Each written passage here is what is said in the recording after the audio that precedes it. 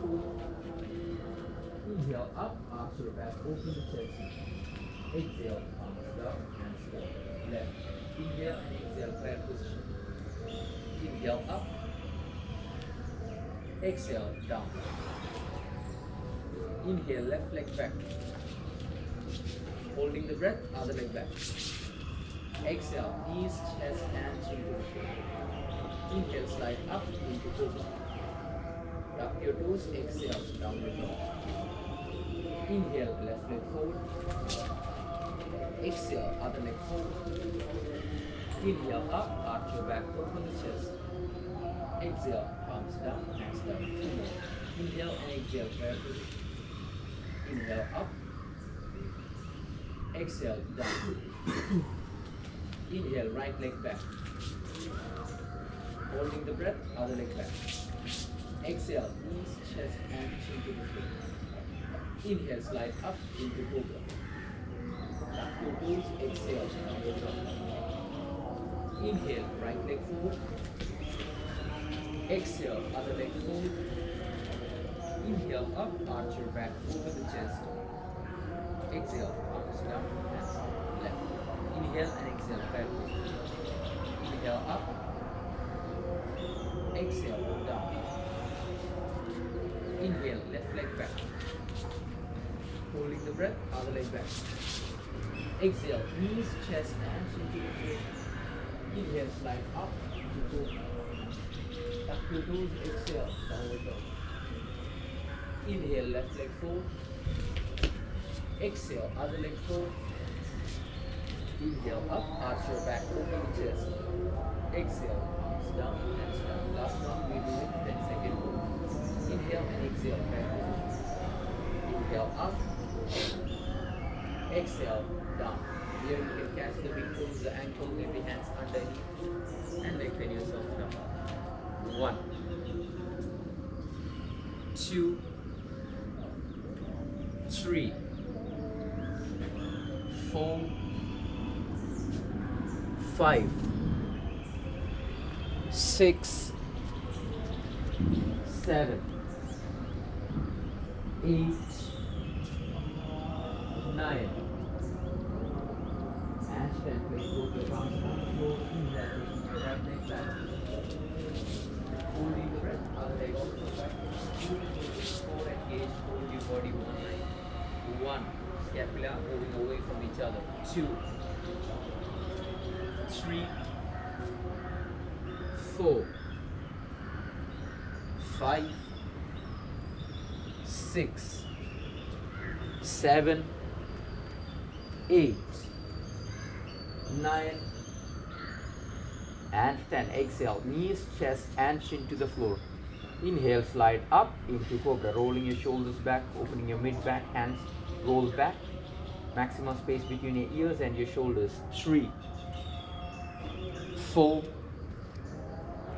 5, 6, 7, 8, 9, and 10. Tuck your toes, exhale, downward dog, pushing through the shoulders, hold steady, downward dog here. 1, 2, 3, 4, 5, 6, 7, 8, 9, and 10. Inhale, lift your right leg up and bringing it forward. Raise yourself up, interlock your hands behind your back, pushing the hips forward, roll the shoulders back, hands away, and stay here. 1, 2, 3, 4, 5, 6, 7, 8, 9, and 10. Place both your palms on the floor. Inhale, bring your leg forward. Here also you can catch the big toes, ankle, hands underneath. Stay here. 1, 2, 3, 4, 5. Try to maintain contact of the lower part of the abdomen. 6, 7, 8, 9, and 10. Inhale up, arch your back, open the chest. Exhale, palms down, hands down. Last side, the left side. Inhale and exhale, prayer position. Inhale up, arch your back, open the chest. Exhale, bend forward. Once again, catching the ankle, big toe. 1, 2, 3, 4, 5, 6, 7, 8, 9, and 10. Place both your palms on the floor. Inhale, taking your left leg back. Holding the breath, other leg back. Pushing through the shoulders. 1, stay here. 2, 3, 4, 5, 6, 7, 8, 9, and then exhale, knees, chest, direction to the floor. Inhale, slide up, move the shoulders back. 1, 2, 3, 4, 5, 6, 7, 8, 9, and 10. Tuck your toes and exhale, downward dog, pushing through the shoulders. 1, 2, 3, 4, 5, 6, 7, 8, 9, and 10. Inhale, bring your left leg forward, raising yourself up. Interlock your hands behind your back, pushing the hips forward and stay here. 1, 2, 3, 4, 5, 6, 7, 8, 9, and 10. Place both your palms on the floor.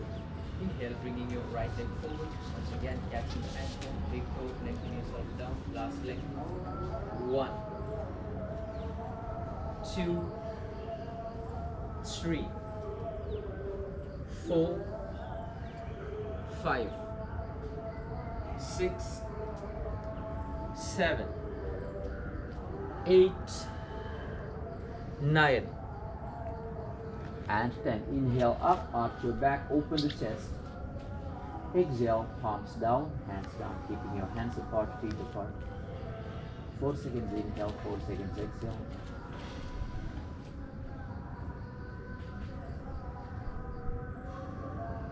With closed eyes, lay down on your back, your hands apart, feet apart.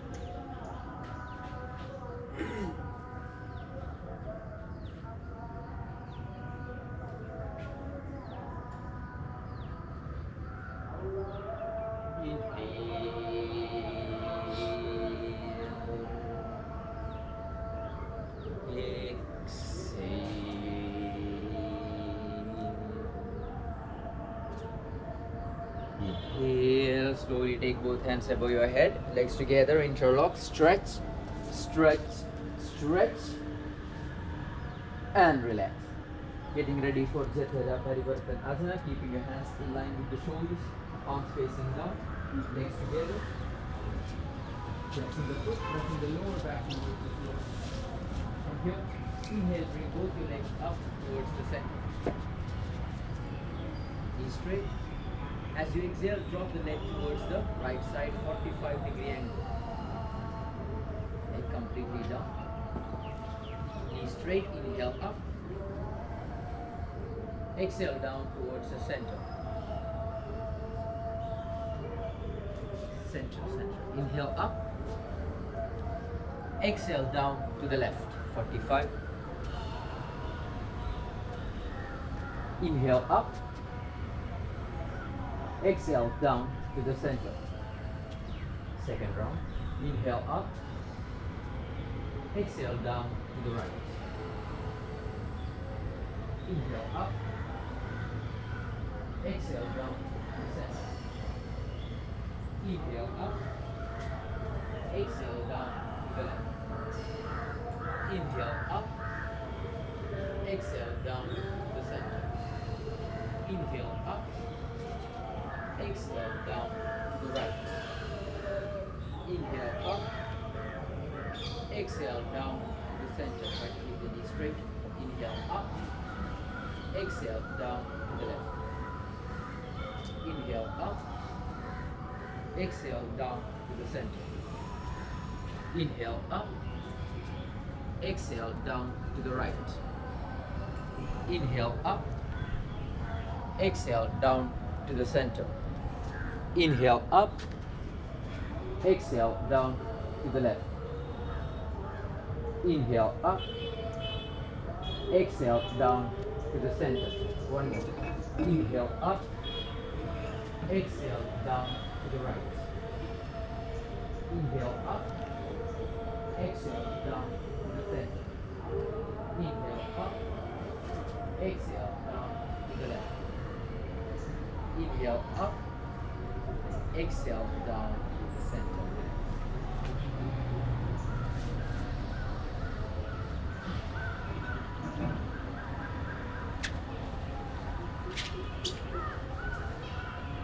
Alright, getting ready for the radiation tool. Trying to bring your legs towards the palms. Once again, same position, lower back thrust towards the floor. Here, inhale, bring both the legs up towards the center. This time, exhale, try to drop the legs over the right palm. As you exhale, leg goes over the right palm or as high as you can.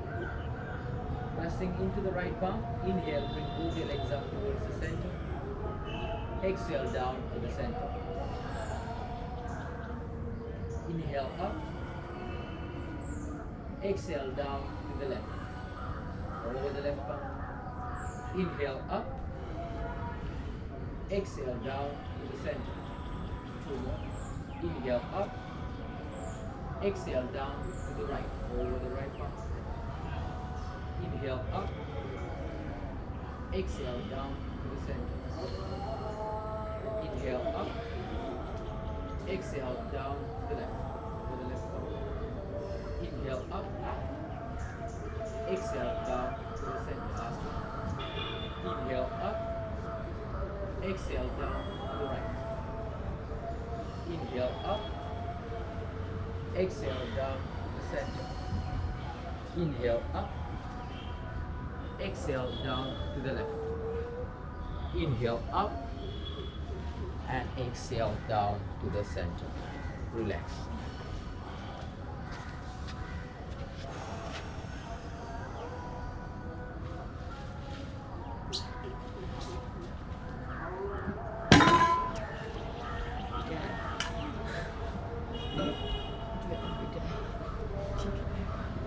Alright, getting ready for Varkala.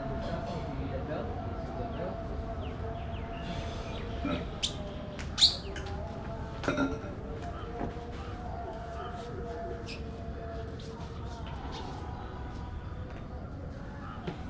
Alright, now from here, raising your right leg up, trying to catch the big toe. Now rolling the shoulders back. Make sure your left leg is rotated in and foot is flexed. You're standing. Make sure both your shoulders are on the floor. Slowly start to engage the bicep and bring the leg towards your upper body. Hold here. 1, 2, 3, 4, 5, 6, 7, 8, 9, 10. Stay here. 5, 4, 3, 2, and 1. From here, inhale and exhale, dropping your right leg towards the right side, opening the hips, trying to maintain the left glute on the floor. Stay here. 1, 2, 3, 4, 5, 6, 7, 8, 9, 10, 11, 12, 13, 14, and 15. Inhale, bring the right leg up towards the sky. Keeping the legs up, we change the grip. Either hold outside of the right foot or catch the belt. As you exhale, drop towards the opposite side. Trying to twist keep it here. Trying to keep the left leg in line with the right shoulders, the left shoulders. Foot, flex the foot. Other hand. And stay. 1. Straight. 2, 3. Twist and look to the opposite side. 4, 5, 6, 7, 8, 9, 10, 11, 12, 13, 14, and 15. Bring the right leg up. Inhale. Release the hands, and as you exhale, place the right leg back down. Right, getting ready for the left side. Lift the left leg up towards the side. Catching the big toes.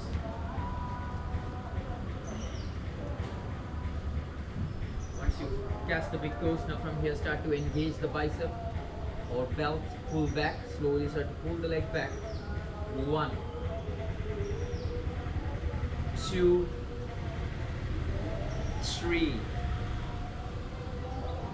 4, 5, 6, 7,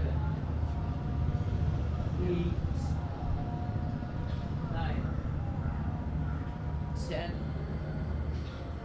11, 12, 13, 14, and 15. Here, inhale and exhale, dropping the left leg towards the left side. Maintain the right glute on the floor. 1, 2, 3, 4, 5, 6, 7, 8, 9, 5,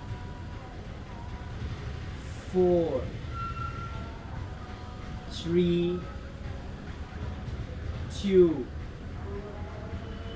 and 1. Inhale, bringing your left leg up towards the sky, holding it up in the sky. You hold outside of the right foot with the outside of the left foot with the right hand. From here, inhale. As you exhale, twist towards the opposite side. taking your left hand to the sides, palm facing down. Now slowly start to walk the hands forward. Imagine that you're lengthening yourself and look to the palm. 1, 2, 3, 4, 5,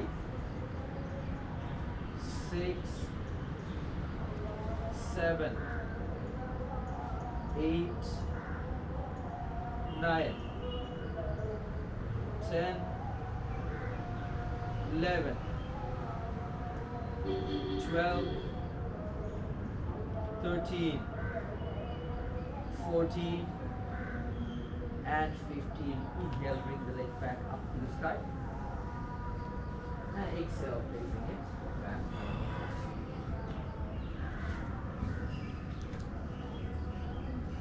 Alright, getting ready for Uttanasana. Now from here, bend both the knees. As you exhale, bring the thighs towards the abdomen. You can cast the shin of the foot. As you exhale, try to push the thighs in towards the abdomen. Inhale and exhale. Lift your head up, chest up, so in between, chin in between the knees, and stay here. As you exhale, try to bring more force towards the abdomen. 2, 3, 4,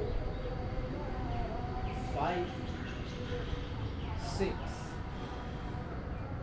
7, 8, 9, and 10. From here, roll side to side, roll to the right, roll to the left, roll to the right, roll to the left. Complete rolling. Now forward and back, forward, back, forward, back, forward, back. Now roll and sit straight with your leg straight into a Dandasana here. Your leg is straight. Place both your palms underneath the hands or right besides your body here, flexing the foot, back lifted up, stretching the back. Try to push your belly forward, let the belly come forward, look forward. Now if this is too hard for you, if you feel like you're falling back, you can start to bend the knee, lengthen up. From here, look up, inhale. And exhale, bringing your chin towards the collarbone and stay here. 1, 2, 3, back straight, 4, 5, 6, 7, 8, 9, and 10. Good morning, everyone. So what did we do yesterday? What was the last poster that we did yesterday? Ekta. Yes. Ekapada. Ekapada? Wind blower. Yes. But we also did a little bit of Paschimottanasana, which is seated forward bend. But can I see your chart for a second? Now, even before you teach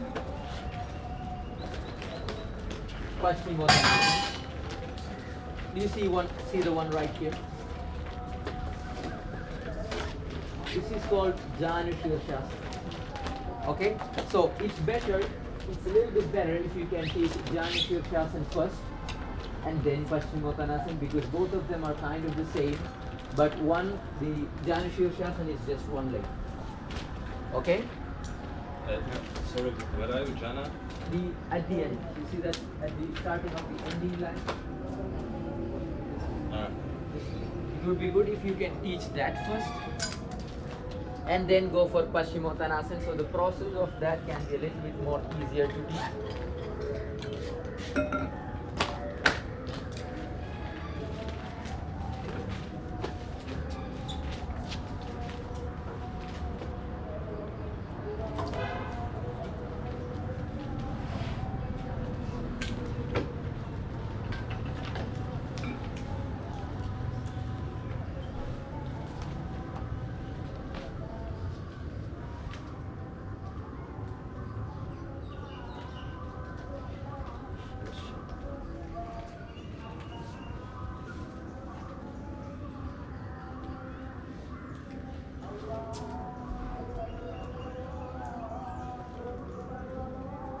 So Janu means the knee. Shirsha means the head. Okay, so Janu Sirsasana. Now, there is two ways people describe this Janu Sirsasana, okay? Okay, so and you know, most of the teachings and the classes that you see in every kind of yoga classes, there are basically two books, okay? One is an orange book, and that book is called Asana, Pranayama, Mudra Benda, okay? And the other one is called Lights on Yoga. Anybody know these two books? Yes? These two books are one of the books that you see most of the classes, and all the alignment and everything is from these two books.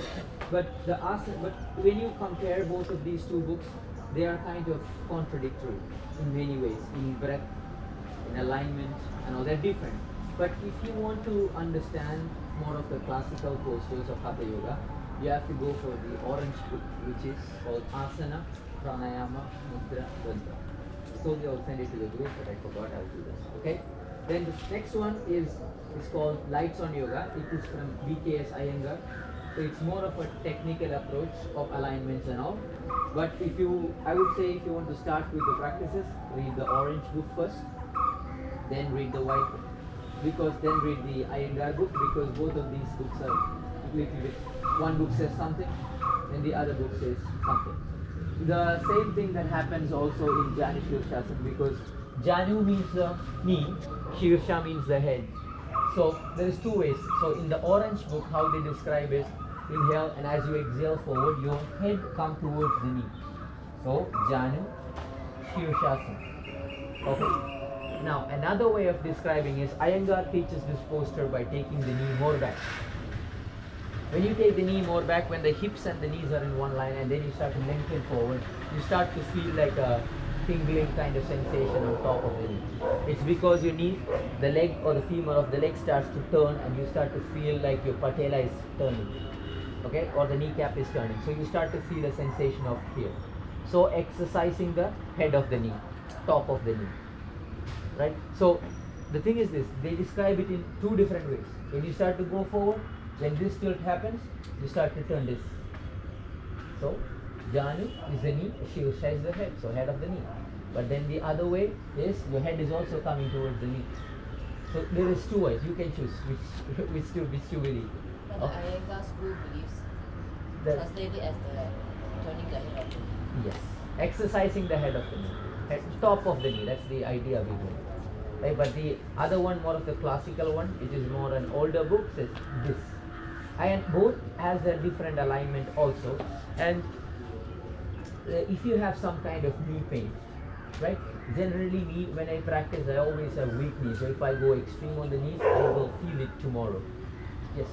So I lost control of it. We are now at Yes. Janu Yes. Sirsasana. Yes. So what I said is, this one, Yes.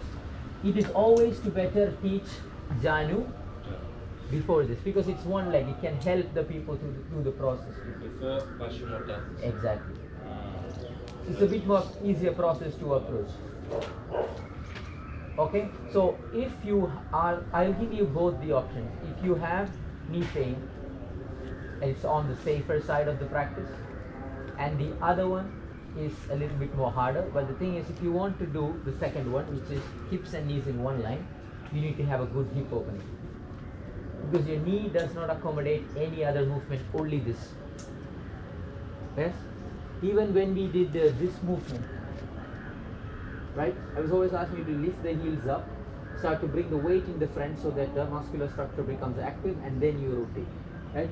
Even there are people who says they contradict. For example, I think 5-6 years ago, maybe before, the Sports Council of India said that knee rotation is they took it out of the warm-up series. You can't do it anymore, because it makes kind of sense, because you only movement the knee has is this. Every other movement that you do with the knee is accommodated from the hips. If I want to take the knees to the sides, you need external hip rotation. If you don't have external hip rotation, your knee is basically messed. The knee, you're going to start to get IT band tear. And the thing is, when you start to work with the knee, if you start to feel pain over here, it's better that you don't go further with it because it's IT band. There is a structure that connects the whole leg. If you have a IT band tear or something, the rehab process of it is so long. It's not like a muscle. It takes months, and even after that, you feel it when you go to cold. When you start to go to cold places and all, your legs just switches off. It doesn't work because this is what an IT band injury. Recovering from an IT band injury is very hard. Okay, so whenever you're practicing, when you start to feel pain over here, like some kind of pain, maybe you should consider what you're doing. You need to start working on the hips specifically, then we can move on to the hips.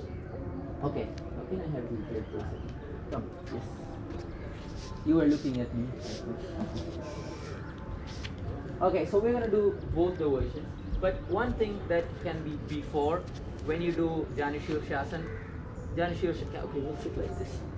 Okay, not like that. So JANU SIRSASANA is basically one part of the leg is like in a butterfly, and the other leg is straight. So if you can introduce some kind of movements that promotes external and internal hip rotation, that can be great. One of the practices that can be good before you teach this. Butterfly, yes, of course, good. But butterfly is always working on only on external rotation. But when you do the 90-90, the thing that we do here, it works on internal of one leg, external of the other leg, and the other leg. So if you can work this, also with this, you can combine this, and then you do this. It is kind of a preparation for this. Because most of the times when you start, people's legs are up here. When the legs are up here, and when you introduce this posture for a longer period of time, again the same thing is the knee starts to come under pressure. So you can take the support of the knee, but it's also good to prepare people for this. Our goal is, my leg is here. I want to bring the leg down here. The only thing that you can do is work on external hip rotation. So 90-90 or butterfly before JANU SIRSASANA. Okay? What is 90? 90. Forgot the name of it. That's why I said 90. It is 90-degree angle. So this posture. There's a lot of ways you can work with this. The best way to open hips, we always think, is with this force. Right? Always push it down. But the best way to work on the hips is also this hold here. When Kind of this like starts, this. yes, lifting this up, internal. I'm working on maximum internal rotation. When I work on maximum internal rotation, my glute structure is ready to accommodate the external rotation. Right, so we are only doing this. It's going to be painful, and the result is slower. You have to use a lot of force. But here, when you start to work, combine both the movements, it's a little bit more faster result. So idea is JANU SIRSASANA. Before JANU SIRSASANA, you can do any of this, any kind of hip rotation. There is. But with hip rotation in 90-90, we just warm up the hips. Yes, but We're it's not not open. just warm up. You do this every day. That's the thing. If you start to do this every day, this will naturally start to give more space for you to work. And we are not saying this one day. When you start to introduce these kind of JANU SIRSASANA, before that, because as I was saying before, when you do JANU SIRSASANA, for a beginner, if your hips are tight, your knees are here. And then you start to do this, the pull that happens, then over a period of time, you do it for a couple of months, knee pain starts to come. So you need to, over a period of time you practice, you need this to go down and down and down. Doing more JANU SIRSASANA does not help taking it down.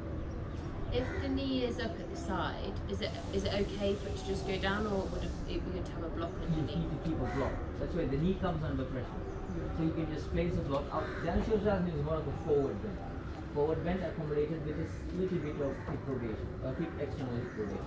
So accommodating the knee would be a much more safer way to approach. Anything, like anything that takes knee under pressure, knee is kind of a vulnerable point. Because once you have knee injuries and all, it's very hard to recover. It's not like muscle. If you just go for a run, you tear your muscle, after 2 months you're back on track. But the knee is not like that. Because knee, for example, I'll tell you something. Stay with me. If I cut my hand, like I was doing something, I cut my hand, what happens over there? Blood flow becomes more, right? Blood flow becomes more, and the body is like, okay, there is some kind of injury over there. Blood needs to go over there and start to do the recovery process more. Body starts to send more blood. Why does the blood reach there? Because blood has a dedicated pump, which is the heart. It can pump. But inside the joints, there is something called synovial fluid. It's like oil in an engine, right? It does not have any dedicated, what can I say, dedicated pump. What it relies on is movement. You need movement to keep it lubricated. The moment you start to not to do any movement, for example, you're somebody who works on a supermarket, you stay all day long, the synovial fluid movement is gone and it goes to the sides of the body. This is when you start to feel like bone and bone, wear and tear. When people feel they're walking, they hear these things happen. And the best way to regenerating synovial fluid, the only way to regenerate is just through food, diet. But again, I'm not a dietitian, but it can only be done through diet and good food. So once the knee injury and all is there is more chance recovery is also harder. Which food? I have no idea. So don't ask me. That's why I said I have no idea. Papaya, you ate this. I know one thing. I know that ghee helps, and there is also another thing called the panchagavya rhythm, which is also very good for this. But it's made of ghee, cow dung, lots of stuff. It's an Ayurvedic medicine, but it's very good for knee, ligaments. Most people who do Ashtanga, they take this. So it's like oil, like a healthy oil. Yes, Yeah. it's like ghee and a lot of things. What is ghee? It's like clarified butter. Okay. But this one it has cow urine, everything inside this. Wait. Yes. No. No, not in the ghee, in the Panchagavya Hridam. It's a very good Ayurvedic medicine. You can, It is a release for stress. yes, it's a very good. And that's starting. I tried for 1 month and no, I don't know why. Did it tastes tastes funny because you know what's in. Just don't read what's inside. Yeah. Just take it. How do you spell it, sorry? I don't know, but I will send it in the group if you want to buy it. You can get it in Ayurveda medicine, I think. Okay. Like ask him, he's the pro of those things. Okay, now taking the legs straight, keeping both legs straight. Now we'll do both, okay? Now from here, you're simply externally rotating one leg. Just simply externally rotate one leg. So the thing is this, when you start to externally rotate, you will feel like the knee is naturally bending, right? Flexing the foot.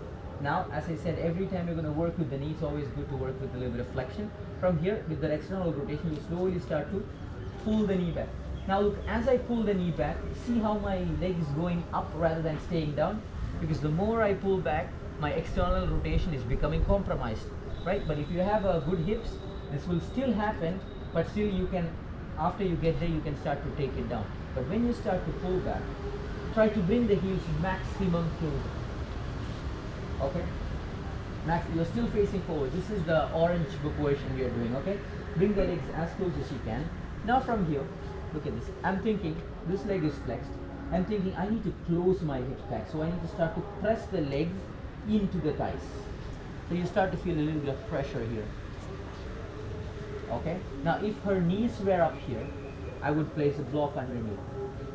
Right? If her back was rounding and she was falling back, I would choose to bend the knee. She can also bend the knee, then lengthen more up. It's okay to bend the knee. Yes, because this part is the hip opening part, this part is the forward bending part. So if the back is round, bend the knee, lengthen up. Right? Then you can catch right hand outside of the right foot, left hand inside. Now from here, inhale, lengthen. Now as you lengthen up, the idea here is you have to think, every time I'm going for this practice, in any kind of forward bend, I need to make sure I have contact of my thighs and lower part of the abdomen has to touch. That's the first thing you touch. Then from here, lengthen forward, maintaining that touch. She's good over here. Take the legs more flexed a little bit. Now, catching the top of the foot, you have multiple options. You can catch this. You can catch this. There's a lot of options. You see wrist. In any kind of forward bend, whichever works, you can do that. Big toe doesn't necessarily work here. It's harder. It's here. But don't let the legs fall in. Make sure you're pressing the inner part of the foot out and then you lengthen forward. So my goal, her goal here is the contact here and she's lengthening up forward. And I always ask people, so most people teach it with this, with the spine to be, neck to be neutral, but I like to say look forward because I like to give this sensation that this and this needs to touch. When you think like that, you will go forward.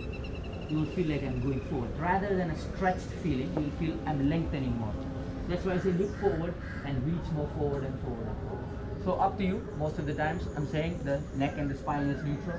I say look forward. That's my personal thing. You can try which you feel like, and then you can go. Now, here also we can elevate the height. If the person's back was really rounded, you can ask them to sit on the back. Sometimes you look at people and see they're really struggling here. They can't lengthen forward at all. That's when you would use the block. Okay, it's easy to tell. You don't need to worry about like how can I know. Yes, sit on 2 blocks. Elevation of the height. Right? Elevation of the height helps people slowly to straighten the knees much more efficiently. She doesn't need that. We're not going for that. Now, if I wanted to help here, as I said, I'm going to do crow pose on her. Legs open, elbows here. Lowest part, I don't want to do anything. There are more chance that if I press here, she's going to round the back. My goal is to send her up. I want to take her up. So what am I going to do? Come here, find the lowest part. From here, inhale. As she inhale, I lengthen her up and exhale, let her go. So I'm kind of shifting my weight forward, always up. Now I can always ask her, okay, inhale, lengthen, exhale. Now when you do this JANU SIRSASANA, one of the things that most happens is you will see a little bit of tilt towards the side because you're reaching towards the right side. So there is more chance you will lengthen the left side of the body and you will go this. Right? So when you're extending, you always extend in both of the sides. Now, some of the times when you go forward, we are most likely going to do this. Not necessarily. When the right leg is here, you just need to aim for the right cheek. Sometimes we use this, but if you want to go in a straight line, it's right cheek inside of the right leg. So you keep that straight line. Why? Just 1 minute. What happens is when you start to reach, this is what happens. I don't know if you can see my side, but when you start to reach, one side is lengthened more than the other. See that this starts to contract and then this is reached. So what if I want to lengthen this? That. So see how my body falls into proportion? I'm not doing anything. I'm just going in line with my body. I'm not changing anything that needs to be too much. This is it. Rather than from here, lengthen the side forward. Look. Then forward, then forward. So your elbow has to play a role here. So it's more like once you're coming down, you get to a point where your elbows are placed on the floor. Now what? That's when you start to take the elbows to the sides. First, my goal is lengthen, elbow down. Right? If that happens, then if you want to go deeper, the only way is taking the elbows to the sides. Down, down, to the sides. Now, this is one version that I said, okay? Now, the next version, all the other things are the same. The only difference is the hip and the knee is going to be in one line. This is the Iyengar version. What he's going to do is he's going to take you're going to take the knee more back. Now, here the leg becomes pointed. Now, here what you're going to do is you're going to take the heels maximum under. You're going to kind of sit on the heels here.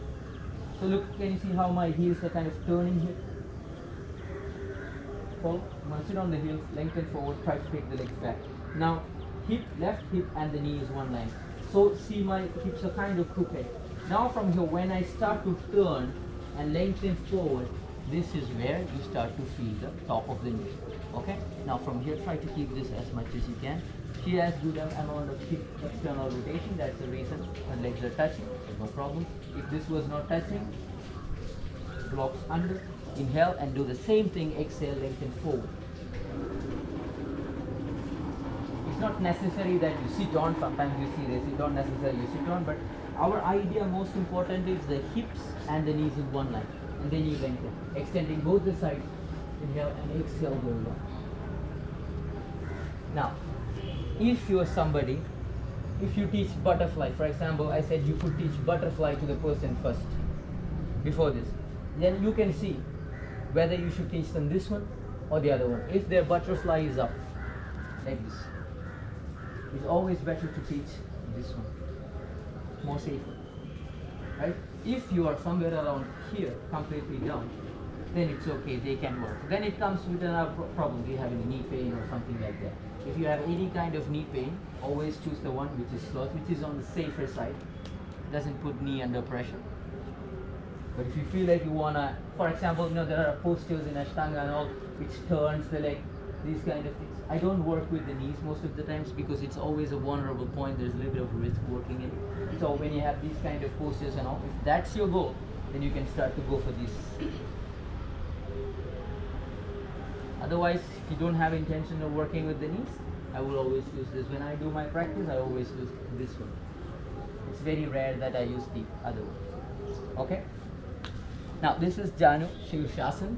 So you can bend the knee, one option, lifting the bum up. If the person is too tight, they want to, the idea is like the more you lift, the naturally the forward bend comes. That's the idea behind it. And how we're helping is flexing the foot, lengthen forward, extending the side. So I have to be conscious here, like if she's going two sides, then I would choose to, if the right leg is forward, there is more chance she lean to the right, so I would extend the right more and lengthen forward and still. So kind of doing a crow pose. So inhale, lengthen, and exhale. Now once we do this, take the other forward, left forward, and then go to the forward bend. Now, why I said this is, so in Hatha Yoga, classical Hatha Yoga, we say it's one step forward, one step back. You know what that means? Oh, sorry. One forward, one back. That's another thing. One forward, one back. One right, one left.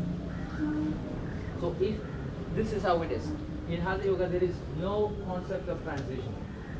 Right? When you're doing, if I did this, next thing would be this. If I did this, next thing would be this. This is how you teach classical Hatha Yoga. You do Trikonasana to the right, you teach Trikonasana to the sides.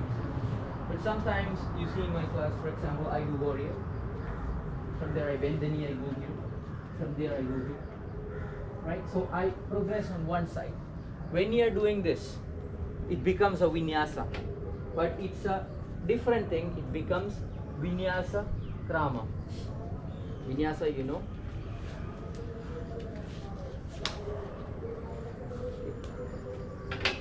The idea of vinyasa krama is just simply means krama, vinyasa krama. Krama means just intelligent.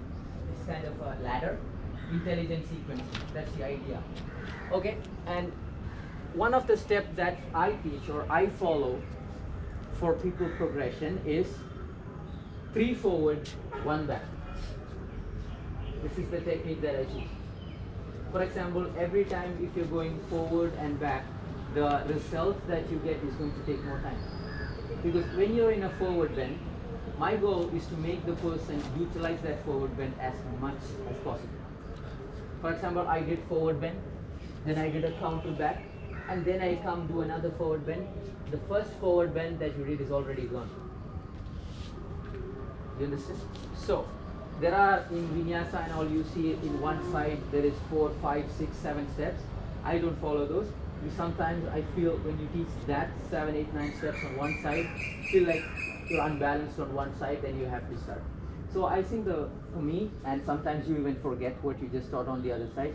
So I think the sweet spot for me is 4. I only generally go for 3 steps on one side. 3, maybe 4. If you think you can do 5, 6, then go for it, no problem. But my sweet spot is 3 or 4. So what is the 3 steps forward here is this. There is something. For example, when we are doing this. 1. So you're already in a forward, you're still in a forward bend. Forward. Then I choose 1. So the forward bend that you get here is much more deeper. You stretch the hamstring, you stretch the hamstring, you stretch them more again. So the result and how deep the person can go can be much more deep. Or sometimes classes I can also combine with this what you see on the next chart. Then we do 1 counter pose for all of it. Depends upon what my goal is. If I want to take them more deeper. You know how sometimes you do like a back bend class, you could do it so you could do 3 back bends, 1 forward bend. So it doesn't really, it sort of depends on the focus of what you want to achieve. Yes. Yeah. But again, because yes, that's true. But when you want to approach a back bend, before it will come to that, but I'll just say it in a simple language. You always have to do back strengthening first, then you do the back bends. The back bend needs to be supported. So that's something. So when you do those practice, so the three combination changes a little bit. One strength into it becomes like that. We'll come to that.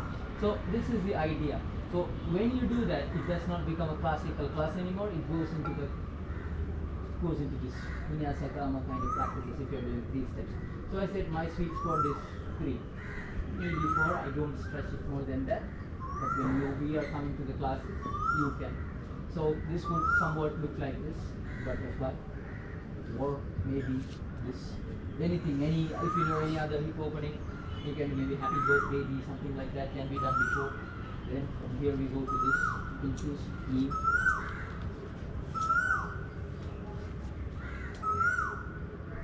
Then we can do one counter pose for this. Okay? So that is a good way. Not necessarily you don't need to do like that, but it is an option for to do that. And one more, can you flex the foot, lengthen forward once more. Okay, slightly bend the knee, I'll show you the assist once more. Either you can catch the big toe. Once you catch the big toe, you see that arch. So this has to be flat. So you're kind of standing here also, you do the same thing, so you have to press that. So see the big toe? Slowly start to press the big toe.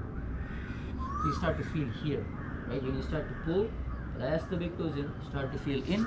Now lengthen the back, inhale. You can slightly bend the knee, lift up, inhale, and exhale, fold.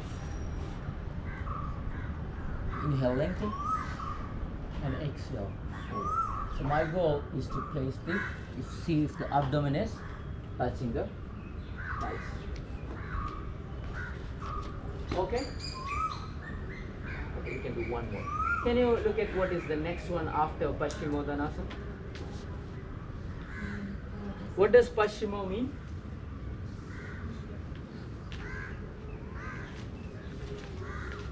Forgot?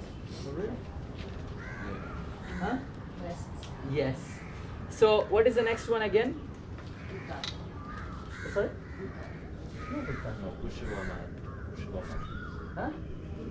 Purvottanasana. So what do you think is Puro? Always west, no, east. Yes. There you go. East. Puro is east. Purvo Uttanasana. So stretching the intense stretch on the east side of the body. Okay. Purvo. East. So other is the west, this is the east. Now, as simple as this. Now we'll turn this side, okay? Thank you. Please sit. Okay, now look. This posture is also from Dandasana, keeping the legs straight. Now, here, simply place both your palms besides your body. This is the counter pose here, fingers facing forward. But when you look at the chart, you will see that in that chart or the book, the fingers are actually faced back. I'll tell you why that is also. It's because specifically for our chart, because the next thing is hand strengthening. So when you're placing the hands back, it also helps you stretch the forearms. That's the reason we did it like that. But here, where you place the hands is something which is important. Now you're going to simply bend the elbow. Let the elbows drop back completely. Now, where did the elbow come? Completely down. Where did the elbow come? That's where your hands are going to come. Come on. Your hands are going to be here. Right. You can start to place the mount over there. But if you have longer legs, I would recommend for you to take it a little bit more back. Now, here what you're doing, it's more like it doesn't have to be exact there, but you get it. And another thing here, in forward bends, when we pulled forward, what was happening was when you're going forward, the entire back of the body was lengthening, the inner part of the body was contracting or being in the strength aspect. When you think about a counter pose, you need to do this opposite. You just flip the script, just flip it upside down. Okay? So that is the idea of counter poses that you're going for. Now, here, trying to keep your legs same distance what we are doing. Now here, you're slowly going to point the toes, because in the other one, we started to flex. So really point the toes. But in this position, I notice if you want to do it more efficiently, it can really help you if you keep the legs really close. Normally, say the distance that you take in Paschimottanasana is the distance that you go forward. But if you bring the legs together, it feels much more stable. Okay, so you can go for this. Now keeping the legs, slowly starting to press the toes down, like point the big toes. Now here, before the scapula was away, now you need to start to retract the scapula. So when you start to retract the scapula, your chest starts to open. In the other one, your chest was closed. Now you open the chest, try to bring the scapula as much as you can closer together. From here, pressing the toes down. As you exhale, engage the glutes, engage the back, and try to lift up. Exhale up. Now if you're comfortable here, you look back. Here the scapula is maximum closer, the glutes are engaged, it's pure strength, you're lifting up. If you're comfortable to touch the toes down, you touch the toes down and you hold here. Now for example, I'm only holding for 1, 2, 3, 4 and 5. Slowly come back down. Is it necessary to touch the toes? Yes. Always? You try to touch the toes. I'm saying, if you don't try to touch the toes, your foot is flexed. Yeah. When I tell her, try to touch the toes, what do? You try to point more and more and more. And the result of touching the toe is how much can you engage your glutes and lift up. If you can lift up really good, it will touch down. Glutes or quads? Glutes. Engage the glutes and you really go up. Okay? And one more thing. Sometimes you can have good amount of strength, but if your body proportion is different, that means the hands are not long enough. You don't get enough height. You can't touch the toes down. That is something. It's just a fact. You can point the toes as much as you want. You can lift up as much as you want. Sometimes the toes just doesn't touch. What can you do over there? Lift the hands. Blocks. Blocks, that means your hand is added some more some more space to the hands, then the person can easily touch down. Now you are keeping the hands right there, right? So our goal here is to bring the scapula together. So here, so everybody just sit. Can you sit like this for a second, please? So your hands are facing forward, right? Now from here, try to bring your scapula together, lifting the chest up maximum close. Now from here, you slowly start to rotate both the hands out and let the fingers come back. So observe your scapula as you do this. You feel like your scapula is coming more together. Yes, a little bit more together. Maybe not a lot, but something depending upon your shoulder mobility, it comes. This is the idea. We wanted to have the shoulders maximum closer together in order for you to get this open. This is the idea behind that, right? And also, if you look at the next postures in this, in it, it's a side plank. Side plank is like this. So that is the same movement that you mimic here. Lift up using the strength, and you turn the body, and you have the same movement. So why this is because of the poster which is behind it. So most of the classes you go, they won't teach this. And another thing with this is when you start to take the fingers back, the person needs to be able to press the fingers. Otherwise everything is on the wrist. You know, like how you do handstands or throw pose, you go forward. So if you don't know how to use the fingers or press the fingers, always better, this is the safe side. This is always the safe side. But if you do this and don't press the fingers, your wrist is that. You know, you do it a lot and then wrist pain starts to happen. Okay, so you have to be able to press. Now, here also, I would ask you to do, see the index finger facing forward, a little bit more retraction of the scapula. From here, inhale and exhale, lifting up the toes. Oh, now one more thing. Sometimes people might not be able to come here. They need to bend the knee a little bit, right? They always slightly bend the knee. Then I say, okay, this is going to help me. Another approach is bend the knee, point the toes, point, like completely point. Open the legs to the sides. Okay, keep the knees a little bit more bent, bend the knees, bend. Now to the side. Now what happens is when you start to lift up, this is also an approach that you see people take. Legs are like this. If I want to, I can't go up directly, so I'm like this. Point to the side, shoulders back like this. From here, as I lift up, I push into the legs. I'm able to lift up more. Then I slowly start to drag my toes this helps you. So for example, if I can't come here, what do? I stop where I can and then I lift up. But this, since you bend the knee, there's always going to be a kick of the body to go that side. So you need to also compensate with the hands. That means you need to take the hands more back, because